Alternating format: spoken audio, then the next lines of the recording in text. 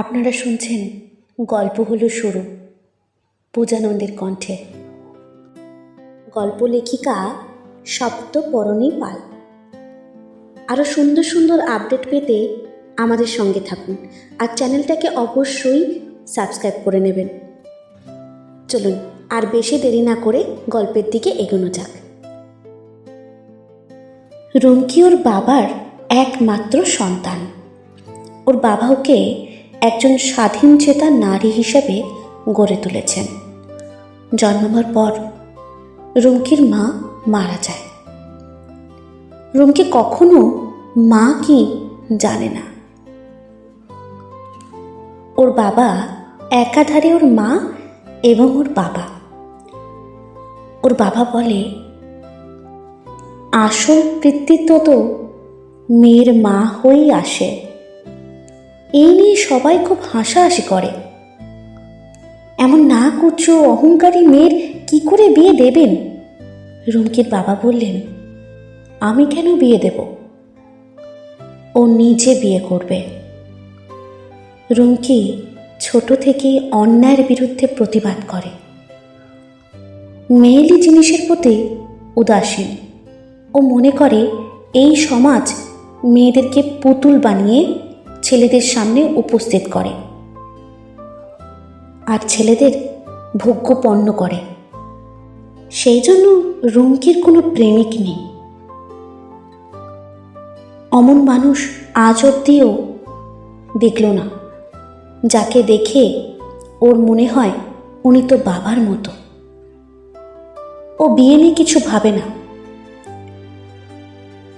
ও একজন স্কুলের শিক্ষিকা, আর স্কুল থেকে ফিরে এসে টিফিন করে গিয়েই ও নাইট স্কুল খোলে। বস্তির যত বাচ্চা, অনাথ শিশু যারা পড়াশোনার কোনো সুযোগ কোনোদিন পায়নি, তাদেরকেও পড়ায়। রাতে বাইরে পড়ায় বলে অনেকে ঠাট্টা বিদ্রূপ করে। ও একেবারে উত্তর দিতে প্রস্তুত। ও কুকুর, বিড়াল, পাখি এদের জীবন সংরক্ষণের জন্য অনেক কাজ করে। বৃদ্ধাশ্রমে বুড়িমা, বাবা যাদের একদিন তাদের আদরের দুলাল রেখে যায়, তাদের খাবার, তাদের সাথে সময় কাটানো, এইসবভাবে নিজেকে ব্যস্ত রাখে। একদিন এমনিভাবেই ও বাচ্চাদের পড়াচ্ছিল। আকাশে মেঘ করে এলো, বৃষ্টি নামলো।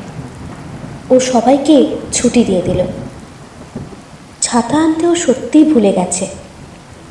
চুড়িদারের ওড়না দিয়ে মাথা ঢেকে নিল। ও জানে না ওকে রোজ একটি ছেলে লক্ষ্য রাখে। ওর মানবিক দিক, ওর পরের জন্য উদারতাকে দেখে ওকে ভালোবেসে ফেলেছে। আজও যখন বৃষ্টি নামলো, তখন রুমকি একটি পক্ষী শাবককে শেডের নিচে রাখল। সদ্য জন্ম নেওয়া কুকুরের ছানাকে ওড়না নিয়ে আড়াল করে খেতে দিল। বৃষ্টি একটু থিতিয়ে যেতে ও রওনা হয় বাড়ি। পথে যেতে গিয়ে একটা অপরিচিত স্বর কানে আসে, আমি কি আপনাকে ছাতা দিয়ে সাহায্য করতে পারি? রুমকি দেখল একটা সৌম্যকান্তি ছেলে, গায়ে ধুলোবালি, ময়লা। ও হেসে ছাতাটা নিল। আপনিও আসুন, আপনিও তো ভিজছেন। ছেলেটি ছাতায় ঢুকে আসে। তারপর ছেলেটির জন্য 10 মিনিট এক অপরিচিতা মেয়ের সঙ্গে একটা হাঁটা হয়। যদিও মনে মনে তাকে সে ভালোবাসে। কিছু মুহূর্তের জন্য জীবনকে খুব দামি মনে হয়। আপনারা এতক্ষণ শুনলেন গল্প হলো শুরু, কণ্ঠে পূজানন্দী। কেমন লাগলো শুনে একটু কমেন্ট করে জানাবেন, আর আমার কণ্ঠ সবার কাছে পৌঁছে দিন ভালোবেসে। সকলে ভালো থাকুন। ও হ্যাঁ, লাইক করতে ভুলবেন না। আমিও ওয়েট করছি আপনাদের ভালোবাসার জন্য। আপনারাও ওয়েট করুন আমার নতুন গল্পের জন্য, নতুন কবিতার জন্য। আরও নতুন কিছুর অপেক্ষায় আসছি আমি, পূজানন্দী, আপনাদের ভালোবেসে। ততক্ষণে আমাদের আহ্বানে আপনাদের আমন্ত্রণ। ধন্যবাদ।